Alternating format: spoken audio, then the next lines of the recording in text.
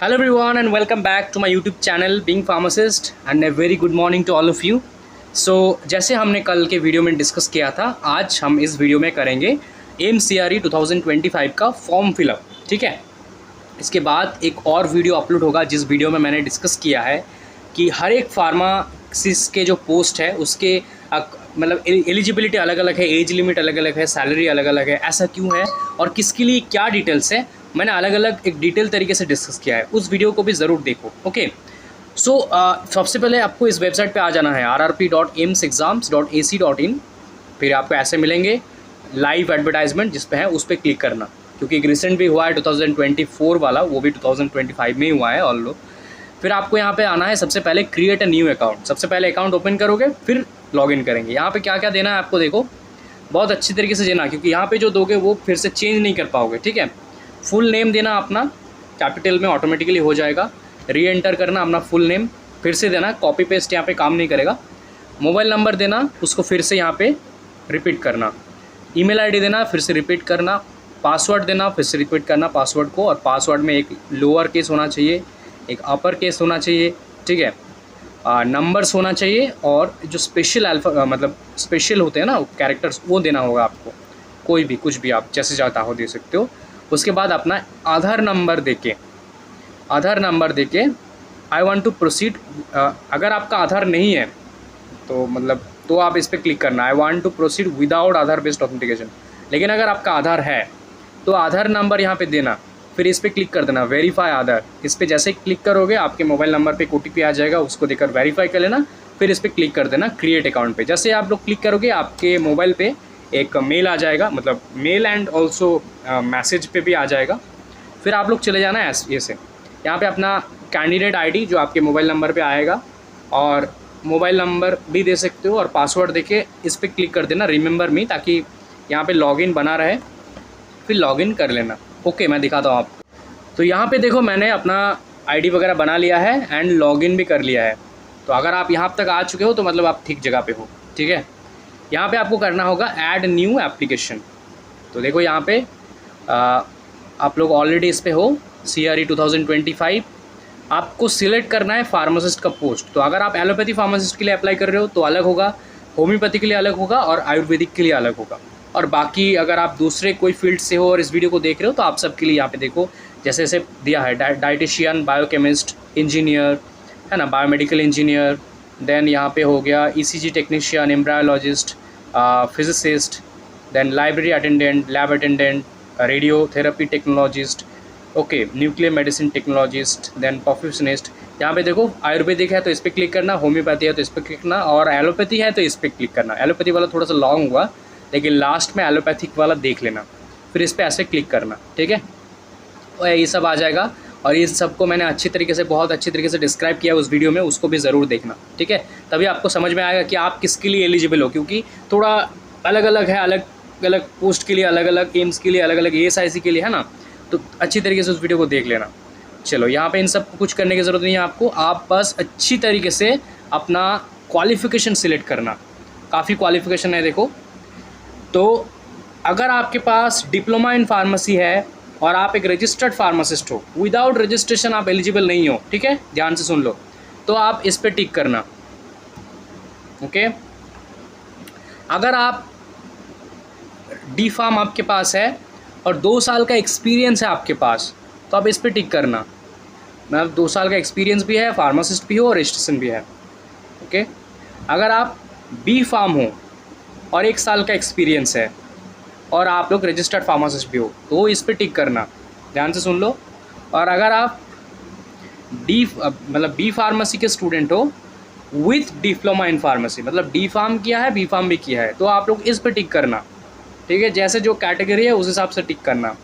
अगर आपका कैटेगरी है आपने मैट्रिक पास किया है, 10th पास किया है, not 12th, matric of recognised board with science, फिर आपने फार्मासिस्ट का कोई डिग्री नहीं किया है, आपने कंपाउंडिंग का, मतलब कंपाउंडर्स का डिप्लोमा किया है और डिप्लोमा इन फार्मेसी किया है, ट्रेनिंग किया है आपने एक्चुअली, मतलब, तो आप इस पर टिक करना। ये फार्मा कंपाउंडिंग के लिए, मतलब जो डिस्पेंसिंग के लिए।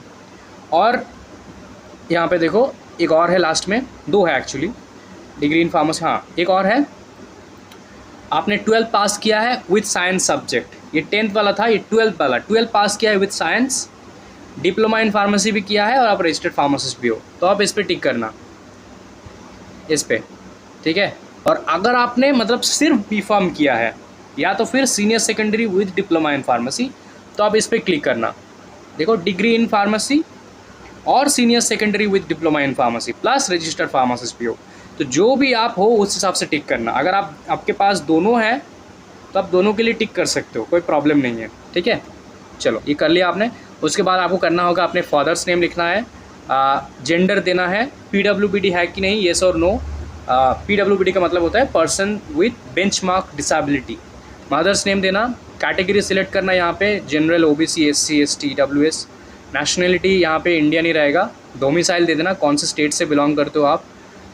आईडी प्रूफ एक दे देना, वोटर, पैन, ड्राइविंग लाइसेंस, आधार, पासपोर्ट, जो भी चाहो, और उसी नंबर को यहाँ पे दे देना। कोई एक सर्विसमैन हो आप तो येस करना, अदरवाइज़ इसको नो करना। कोई गवर्नमेंट सर्वेंट हो रेगुलर, अभी करंट हो तो येस करना, अदरवाइज़ नो। अगर आप एम्स और ESIC और जो पार्टिसिपेट किया है उनमें से कहीं पे जॉब कर रहे हो तो येस करना, अदरवाइज़ नो, ठीक है। मैरिजल स्टेटस, मैरिड और अनमैरिड।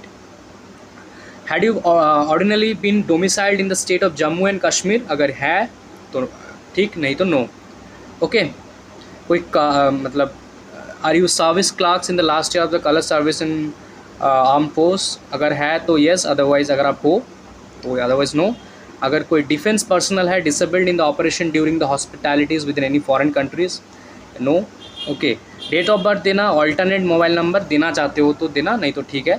फिर अपना परमानेंट एड्रेस देना यहाँ पे, और पोस्टल एड्रेस देना जहाँ पे अगर आपको जॉब मिले तो पोस्ट जाए, अगर दूसरा है तो, अदरवाइज़ आप लोग बस सिलेक्ट कर लेना कि वही है आपका सिमिलर। फिर आपको सिलेक्ट करना है, ये तो बेसिक डिटेल्स हो गया, क्वालिफिकेशन, उसके बाद एक्सपीरियंस, उसके बाद एग्जामिनेशन स्टेट, और लास्ट में इमेज, मतलब आपका इमेज और आपका सिग्नेचर, और बाकी पेमेंट आपका 3000 पेमेंट होगा आपका, है ना, अगर आप जनरल हो तो, ठीक है। ये है आपका पहला डिटेल्स। अब मैं आपको क्वालिफिकेशन वाला और एक्सपीरियंस वाला और ये वाला दिखा देता हूँ आपको, ठीक है। सो मैंने ये फिल कर दिया है पार्ट। अब नेक्स्ट पार्ट है मेरे लिए एजुकेशनल क्वालिफिकेशन डिटेल्स। इसमें आपको क्या देना है, अपना डिग्री और डिप्लोमा जो भी है उसका नाम देना है। मैंने डिग्री सिलेक्ट किया है तो मैं डिग्री का डिटेल्स दूंगा यहाँ पे। फिर डिसिप्लिन देना है, कॉलेज का नाम, यूनिवर्सिटी का प्लेस, कहाँ पे सिचुएटेड है, डेट ऑफ पासिंग, किस डेट पे पास आउट हुए हो, या अपना जो प्रोफेशनल डिग्री का डेट है वो दे सकते हो आप लोग, कौन सी परसेंटेज मिला है आपको, और अपलोड सर्टिफिकेट, डॉक्यूमेंट मतलब आपका डिग्री सर्टिफिकेट या फिर डिप्लोमा या फिर आपका मतलब जो पासिंग सर्टिफिकेट होते हैं ना, वो सब कुछ भी, और 2 MB के अंदर होना चाहिए आपका। उसके बाद ये हो गया आपका। और सेकंड देखो रजिस्ट्रेशन डिटेल्स। अब यहाँ पे रजिस्ट्रेशन आपको चाहिए, ओके। तो मैं कमेंट जो कर रहे थे आप लोग कि मैं बिना रजिस्ट्रेशन के लिए अप्लाई कर सकता हूँ क्या, नहीं, आप नहीं कर सकते। देखो, do you have relevant registration in the respective relevant body, तो आपको बोलना होगा येस मेरे पास है। रजिस्टर्ड एज, आपको बोलना है registered as a pharmacist. Then आपको नंबर देना है, स्टेट देना है, कौन से डेट पे आया है, काउंसिल का नाम देना है, West Bengal pharmacy council, Odisha pharmacy council, जो भी है, और उस सर्टिफिकेट को आपको देना है यहाँ पे। अगर आप इसको नो करते हो तो देखो और मतलब कुछ नहीं होगा, यहाँ पे कुछ नहीं आ रहा है, राइट। तो आपको इसको येस करना ही है। उसके बाद ये हो गया, उसके बाद आपको सेव एंड नेक्स्ट करना है। तो मुझे अभी ये फिल करना पड़ेगा, मैं आपको फिल करके दिखाता हूँ experience and examination state choice को। सो यहाँ पे मैंने डिटेल्स फिल कर दिया है। अब नेक्स्ट पेज पे आया है एक्सपीरियंस डिटेल्स। तो अगर आपने एक्सपीरियंस वाला सेक्शन सिलेक्ट किया तो वहाँ पे कि B pharm plus 1 year experience, कि डी फार्म प्लस 2 ईयर्स, तो आपको यहाँ पे एक्सपीरियंस देना पड़ेगा। अगर आपने वहाँ पे बस फ्रेशर सिलेक्ट किए थे तो ये आप नो कर देना, चलेगा। लेकिन आपने अगर ये मतलब किया था तो आपको देना होगा आपका ऑर्गेनाइजेशन का नाम, जहाँ पे आपने काम किया था उस हॉस्पिटल का नाम, इंडस्ट्री का नाम। अगर आप मतलब आपके पास इंडस्ट्री का एक्सपीरियंस है बी फार्म के साथ या फिर डी फार्म के साथ तो और भी अच्छी बात है, ठीक है, वो ज़रूर दे देना। भले वो पूछे या ना पूछे, आप लोग ज़रूर दे देना इसको। किस पोजीशन पे आप लोग हो या फिर थे, एम्प्लॉयमेंट टाइप आपका फुल टाइम था, ऑन कॉन्ट्रैक्ट था, रेगुलर था, टेम्पोररी था, स्टार्ट डेट, करेंटली अगर आप काम कर रहे हो तो अब इसको नो ही देना पड़ेगा, नहीं तो NOC वगैरह लग जाएगा, ठीक है। एंड डेट दे देना और कितने दिन काम किए दे देना, और किस टाइप के काम करते हो वो दे देना। फिर आपको यहाँ पे सर्टिफिकेट अपलोड करना है, मतलब आपका एक्सपीरियंस सर्टिफिकेट, या फिर जो PF दे सकते हो, या फिर कुछ भी जहाँ पे आपका सर्टिफिकेट एक बोनाफाइड लिखा रहे, ठीक है, कि अब आपने काम किया है, बस टर्मिनेशन लेटर हो तब भी चलेगा। और अगर नहीं तो नो कर देना बस। उसके बाद सेव एंड नेक्स्ट कर देना। ओके, फिर कंफर्म कर देना। आपको अभी चूज़ करना है स्टेट, यहाँ पे स्टेट सिलेक्ट करना है आपको। तो सबसे पहले आप यहाँ पे मान लो मैं वेस्ट बंगाल सिलेक्ट कर रहा हूँ, ऐसे आपको सिलेक्ट करना है अपना एग्ज़ाम के स्टेट। सेकंड आप ऐसे सिलेक्ट कर सकते हो, जो भी मतलब आपके अकॉर्डिंग जो भी आप चाहो तो ऐसे सिलेक्ट कर सकते हो। 4 आपको सिलेक्ट करना होगा, ठीक है, 4 ऐसे करके आपको सिलेक्ट करना है। तो यहाँ पे मैं सिलेक्ट कर लेता हूँ नेक्स्ट, त्रिपुरा, उत्तराखंड, यहाँ पे क्या, आंध्र प्रदेश, अरुणाचल प्रदेश, असम, बिहार, छत्तीसगढ़, दिल्ली, गुजरात, हरियाणा, हिमाचल प्रदेश, जम्मू कश्मीर, झारखंड, कर्नाटका। तो मैं झारखंड सिलेक्ट करता हूँ। ओके, और लास्ट में मैं सिलेक्ट करता हूँ एनीवेयर इन इंडिया। इन्होंने खुद दे दिया। फिर मैं सेव एंड नेक्स्ट कर रहा हूँ। ओके, चलो 67% तो हो गया। अब यहाँ पे क्या क्या देना है आपको, upload no objection certificate if any. तो मैंने तो जॉब किया ही नहीं है, तो मेरे के लिए ये नहीं चाहिए। अगर आपने किया है तो आपको यहाँ पे NOC देना होगा कि मैंने अभी जॉब छोड़ दिया है, या फिर अगर आप एम्प्लॉयड हो तो उनको कोई प्रॉब्लम नहीं है, ठीक है, ऐसे कि नो ऑब्जेक्शन सर्टिफिकेट। आपको देना है ये वाला, अपलोड योर प्रोफाइल फ़ोटो। आपके प्रोफाइल फ़ोटो यहाँ पे अपलोड करना है, जो इस 2 MB से स्मॉल होना चाहिए साइज़, ओके। और यहाँ पे इसको टिक करना है फिर कि जो मैं दे रहा हूँ वो 6 मंथ से ज़्यादा पुराना नहीं है, ओके। आई होप आप सबके पास होगा, क्योंकि आपने एक बार एग्ज़ाम ऑलरेडी रेलवेज़ के लिए दिया है, या जो रिसेंटली हुआ। उसके बाद आपको सिग्नेचर अपलोड करना है, सिमिलरली इस पर टिक करना है। देखो यहाँ पे दिया है इस टाइप का आपका सिग्नेचर ऐसा होना चाहिए, और ऐसे विथ वगैरह दिया है। सिग्नेचर कैपिटल लेटर पे नहीं होना चाहिए, जैसे नॉर्मल रनिंग हैंड पे करते हो वैसे करना। इनिशियल्स सिर्फ लिख दिए, ऐसा नहीं चलेगा। ओवर राइटिंग नहीं चलेगा। फ्रेश एक पेज पे अच्छी तरीके से जैसे सिग्नेचर करते हो उसी तरीके से करना। शॉर्ट हैंड सिग्नेचर नहीं चलेगा, ठीक है। और फ़ोटो के लिए भी मैं सिंपल बोलना चाहूँगा कि फ़ोटो भी अच्छी तरीके से दिखना, colour photograph without any border, आपका फेस अच्छी तरीके से दिखे। 3.5 इंटू 4.5 ऐसा होना चाहिए आपका डायमेंशंस फ़ोटो का। Then must be clicked in colour, और वाइट बैकग्राउंड होना चाहिए, जैसे ये पे है। सिमिलरली वाइट बैकग्राउंड होना चाहिए। आप लोग घर से भी ले सकते हो, कोई प्रॉब्लम नहीं है। मैं खुद ही घर पे फ़ोटो लेकर उसको अपलोड कर देता हूँ। बहुत सारे वेबसाइट्स हैं जो आपके फ़ोटो को सिंपली एक पासपोर्ट साइज़ कर देंगे, तो उनको वो यूज़ कर सकते हो आप लोग। और आपको देना है आपका लेफ़्ट थंब इम्प्रेशन। ये वाला है मेरा लेफ़्ट थंब। आपको अपना लेफ़्ट थंब ऐसे करके, देखो जैसे दिया है इन्होंने, ऐसे करके आपको लेफ़्ट थंब का इम्प्रेशन एक अपना पेज पर देना है। ये मैं आप चाहूँगा कि आप लोग किसी दुकान पे जाके थंब इम्प्रेशन के लिए जो होते हैं उसे दे सकते हो, एंड उसको एक वाइट पेज पे दे के आप लोग कर लेना, ठीक है। उसको अपलोड करना होगा, और फिर आपको करना है सेव एंड नेक्स्ट, ठीक है। उसके बाद आपका लास्ट स्टेज है बस स्टूडेंट पेमेंट। तो पेमेंट तो आप लोग कर ही लोगे खुद, आई होप। एंड पेमेंट जो भी आपका है, जनरल सिलेक्ट किए हो, SC सिलेक्ट किए हो, ST सिलेक्ट किए हो, उस हिसाब से आपका पेमेंट है, कर लेना। फिर आपको एक मिलेगा रिसिप्ट, उसको अपने पास 1-2 copy hard copy print out करके रख लेना। यह है आपका फॉर्म फिलअप का पूरा डेमो, ठीक है। So I hope it's all clear now. कोई भी डाउट होगा फिर भी तो आप कमेंट पे पूछ लेना, अगर कोई प्रॉब्लम आ गया आपको इन बिटवीन, ठीक है।